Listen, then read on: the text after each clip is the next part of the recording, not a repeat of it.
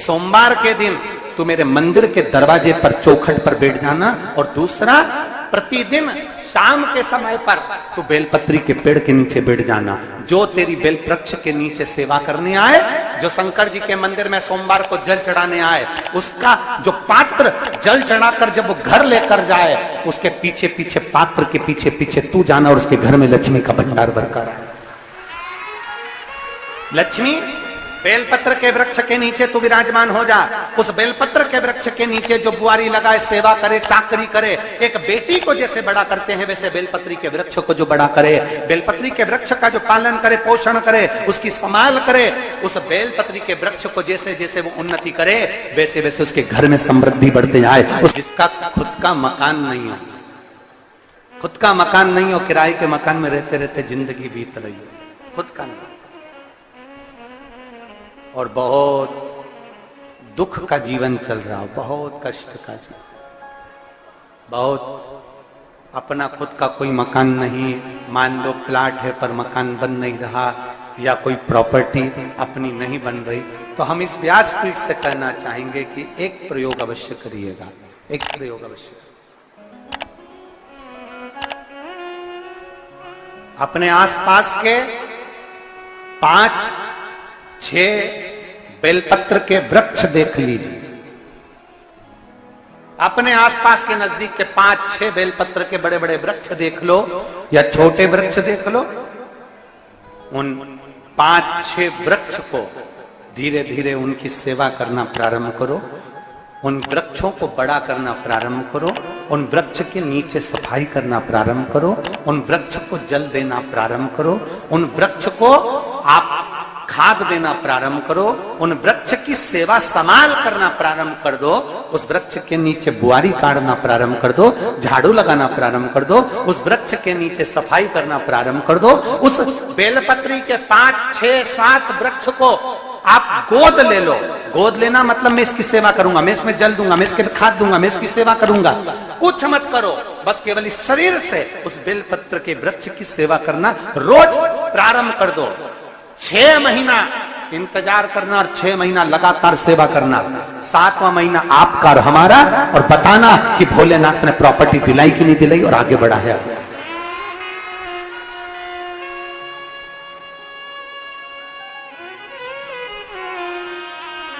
एक बेलपत्र का वृक्ष जिसके नीचे माता लक्ष्मी विराजमान होती है, एक बेलपत्र के वृक्ष के नीचे लक्ष्मी रहती है। दुनिया के लोग कहते हैं लक्ष्मी जी का दिन कौन सा है, बोलो जम के जल्दी से। शुक्रवार। दुनिया के लोग कहते हैं लक्ष्मी जी का दिन शुक्रवार है, पर माता लक्ष्मी से पूछा जाए कि तुम्हारी माता ख्याति देवी नारायण भगवान के साथ तुम्हारी शादी नहीं कर रही थी, शंकर को लक्ष्मी दे रही थी, तब तुमने भगवान शंकर से विनती करी, भोले बाबा मैं नारायण से प्रेम करती हूँ, भगवान नारायण से मेरा विवाह हो। तो माता ख्याति देवी से शंकर भगवान ने विनय कर कर कहा कि लक्ष्मी जी का विवाह नारायण के साथ कर दिया जाए। भगवान नारायण के साथ जब लक्ष्मी जी का विवाह हो गया, तब लक्ष्मी जी हाथ जोड़कर बोलती हैं, बाबा मेरा विवाह नारायण के साथ हो गया, पर मैं आपके चरणों की सेवा करना चाहती हूँ, बाबा आप कृपा करिए कि मैं क्या करूं आपके लिए। शंकर भगवान कहते हैं, लक्ष्मी बस 2 चीजें कर दे, एक सोमवार के दिन तू मेरे मंदिर के दरवाजे पर चौखट पर बैठ जाना, और दूसरा प्रतिदिन शाम के समय पर तू बेलपत्री के पेड़ के नीचे बैठ जाना। जो तेरी बेल वृक्ष के नीचे सेवा करने आए, जो शंकर जी के मंदिर में सोमवार को जल चढ़ाने आए, उसका जो पात्र जल चढ़ाकर जब वो घर लेकर जाए, उसके पीछे पीछे पात्र के पीछे पीछे तू जाना और उसके घर में लक्ष्मी का भंडार भरकर आए। लक्ष्मी बेलपत्र के वृक्ष के नीचे तू विराजमान हो जा। उस बेलपत्र के वृक्ष के नीचे जो बुआरी लगाए, सेवा करे, चाकरी करे, एक बेटी को जैसे बड़ा करते हैं वैसे बेलपत्री के वृक्ष को जो बड़ा करे, बेलपत्री के वृक्ष का जो पालन करे, पोषण करे, उसकी संभाल करे, उस बेलपत्री के वृक्ष को जैसे जैसे वो उन्नति करे, वैसे वैसे उसके घर में समृद्धि बढ़ते जाए, उसके घर में वैभव बढ़ते जाए। ये शंकर भगवान माता लक्ष्मी से करे, भगवान शिव माता लक्ष्मी से करे।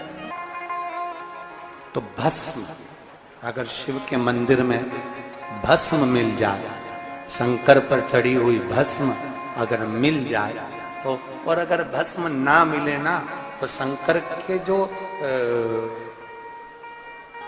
शंकर भगवान का जो शिवलिंग है, शिवलिंग के आसपास में जो जलाधारी है, यहाँ अगर भस्म ना मिले तो इस जलाधारी पर अपना हाथ स्पर्श कर कर अपने तन पर उसको लगाकर जरूर आओ। भस्म एक शंकर पर चढ़ा हुआ जल, दूसरे नंबर पर है शंकर पर चढ़ी हुई भस्म। ये दो स्पर्श जरूर, स्पर्श। एक भस्म का एक बड़ा सुंदर चरित्र आता है। दूसरा, जिस भूमि पर बैठकर कथा सुनो उसकी रज को अपने मस्तक पर थोड़ा सा लगाकर अवश्य जाओ तो जीवन का एक आनंद है। और शंकर के मंदिर में जाओ तो दो चीजें अवश्य लेकर आओ। पहला, शंकर जी पे चढ़ा हुआ, जम के बोलो, जल अवश्य लेकर आओ। क्योंकि जब तुम जल लेकर आते हो, पात्र लेकर आते हो, तो मेरा महादेव लक्ष्मी जी को तुम्हारे पीछे पीछे तुम्हारे घर तक भेज देगा। चढ़ी हुई बेलपत्र मत खाओ, लोग कहेंगे शंकर पर चढ़ा हुआ ये मत खाओ। हम इस व्यासपीठ से निवेदन करना चाहेंगे कि आप अगर दिल रखकर अपने बाबा से कहोगे ना, तो बाबा पर चढ़ा हुआ जो जल है ना, वो जल साधारण नहीं रहता। मेरा भोलेनाथ जब दुनिया को अमृत देता है तो तुमको भी अमृत दे देता है। दो चीजें कभी मत छोड़ो। अगर मंदिर में गए हो तो दो चीजें कभी मत छोड़ो। कथा में गए हो तो दो चीजें कभी मत छोड़ो। एक, कथा श्रवण करना। दूसरा, जहां कथा बैठकर सुनते हैं वहां की रज को अपने मस्तक पर लगाना। कथा सुनने के बाद आप यहां से जाओ, भले दरी बिछी है, आसन बिछा है, कारपेट बिछा है, उस पर अपना हाथ फेर कर उस रज को अपने मस्तक पर जरूर लगाओ। क्योंकि शिव पुराण में, भागवत पुराण में, स्कंद पुराण में, कुर्म पुराण में, नर्मदा पुराण में, लिंग पुराण में, नारद पुराण में, ब्रह्म वैवर्त पुराण में, जितनी भी पुराणे हैं, सब पुराणों में लिखा है कि जिस स्थान पर बैठकर हम भगवान की कथा को सुनते हैं, उनको याद करते हैं, जितनी देर हम उनको याद करते हैं उतनी देर वो परमात्मा उस स्थान पर बैठा हुआ रहता है। हाथ रखकर बोलना, शंकर भगवान से तुम्हारा रिश्ता कौन सा? शिव जी से आपका कौन सा रिश्ता?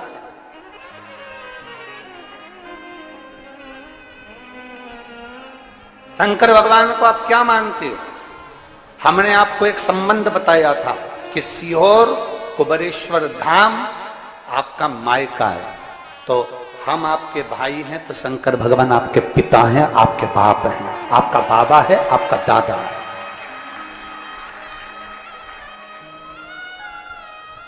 अब आपसे हम प्रश्न करें, उत्तर मेरी कुरुत की बहनें भी देंगी और मेरे जीजा उन भी देंगे और मेरी बेटियां और मेरे बेटे देंगे। आपसे प्रश्न करें, अगर बेटी को दुख होगा तो क्या वो अपने बाप से नहीं कहेगी? बोलो तो जम के। बेटी को तकलीफ है वो अपने बाप से ना कहेगी। बेटे को तकलीफ है तो वो अपने पिता से, अपनी मां से नहीं कहेगा, मम्मी मुझे ये तकलीफ है, पापा मुझे ये दुख है, मां मुझे ये तकलीफ है, पिताजी मुझे ये कष्ट है। क्या वो अपने माँ बाप से नहीं कहेंगे? क्या वो अपने माँ बाप से विनय नहीं करेंगे? और माँ, पिता, फिर उसके करीब में, उसके नजदीक में जो भी होता है वो माँ बाप निकाल कर उसको दे देते हैं, माता पिता उसको दे देते हैं। माता लोग कहते हैं कि शंकर जी पे चढ़ा हुआ जल मत पियो, लोग कह देते हैं शंकर जी पे चढ़ी हुई बेलपत्र मत खाओ। कोई इस बहन से पूछे, सुनीता सोनी से, कि शंकर पर चढ़े हुए जल से उसकी गांठ जो डबल से उसके शरीर में आ गई थी वो समाप्त हो गई, तो जरा विश्वास करिएगा कि एक बेटी अपने माँ बाप से ही तो कहेगी, और बाप के पास में जो होगा वही तो अपनी बेटी को देगा दुख को मिटाने के लिए। तो मेरे शंकर भगवान के पास तो उसका चढ़ा हुआ जल है। दूसरा, जिस भूमि पर बैठकर कथा सुनो उसकी रज को अपने मस्तक पर थोड़ा सा लगाकर अवश्य जाओ, वो जीवन का एक आनंद है। और शंकर के मंदिर में जाओ तो दो चीजें अवश्य लेकर आओ।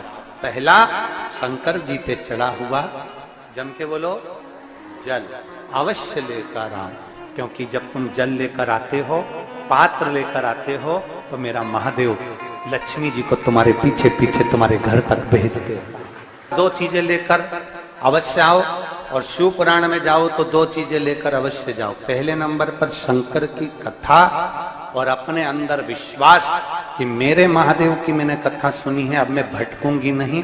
सारी दुनिया में मैंने ठोकर खा ली, अब कहीं ठोकर नहीं खाऊंगी, अब तो दरवाजे पर महादेव के जाऊंगी, बाकी की कथा। दूसरा, कथा में बैठी हूं बाबा के इस रज को, ये रज नहीं है, ये धूल नहीं है, ये मेरे बाबा के कैलाश 12 ज्योतिर्लिंग का चंदन है, इसको मस्तक चढ़ाऊंगे अपने हृदय से। लाते हो आप लोग? हाथ उठाओ जरा, रख लो, बहुत बढ़िया, प्रणाम आपको सभी को, नमन। 2 बूंद जल लेकर आओ, पगला नहीं पियो तो उस जल को अपने घर में छीन दो।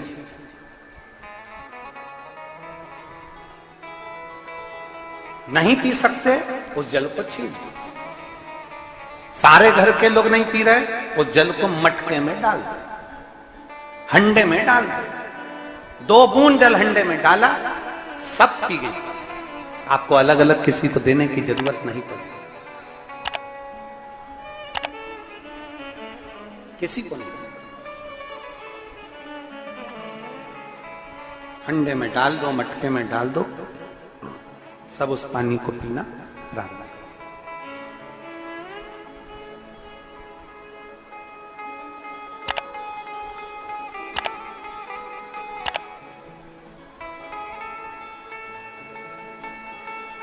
उस जल के महत्व को जो बच्चों का दर्द नहीं देख सकते, जब माता पिता अपने बच्चों का दर्द नहीं देख सकते, तो देव अधिदेव महादेव तुम्हारा दर्द कैसे देखेंगे? वो भी तो काटेंगे तुमको, वो भी तो कष्ट मिटाएंगे। 2 चीजें कथा में जाकर ले। एक, जहां जगह मिल जाए वहां बैठकर कथा सुनो। धूप लगे, पंडालों की इतनी व्यवस्था नहीं हो पाती है, पंडाल लगाने वाले, टेंट लगाने वाले टेंट लगा लगा के थक जाते हैं, तो अपने साथ एक छाता लेकर चलो।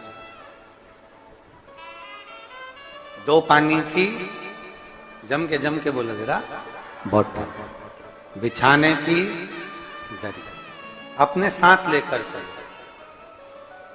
लोगों ने उमा महेश की कथा अपने जीवन में धारण करी कि नहीं करी वो हमको नहीं स्मरण है, पर एक बात का स्मरण करिएगा, ये जो कथा चल रही है ये गौरी शंकर चल रही है। इसके बाद में जो अमलेश्वर में कथा है वो कौन सी है? समर्पण शिव महापुराण कथा। उस समर्पण शिव महापुराण की कथा जब 2 तारीख को विराम हो जाएगी, तब उसके बाद में जो कथा 6 जून को प्रारंभ होगी सोलापुर महाराष्ट्र में, उस कथा का नाम रहेगा उमा महेश शिव महापुराण की कथा। उसको जरूर सुनो। सोलापुर में जो 6 जून से कथा होगी उसका नाम उमा महेश शिव महापुराण, उसको सुनना, श्रवण करना, उसको धारण करना है। उसमें इतने प्रश्न माता उमा ने भगवान महेश से करे हैं, और महेश भगवान शंकर उसका हर प्रश्न का उत्तर दे रहा है। भगवान महेश भगवान शंकर हर प्रश्न का। बाबा बोले माता उमा ने भगवान शिव जी से, महेश भगवान से, भगवान शंकर से करेंगे, बाबा भोलेनाथ जी बताओ, संसार में जन्म लेने वाले व्यक्ति के जीवन में उसके भाग्य में अगर सुख नहीं है, उसके भाग्य में खुशियां नहीं है, उसके भाग्य में कोई अच्छा है ही नहीं, तो वो जीव क्या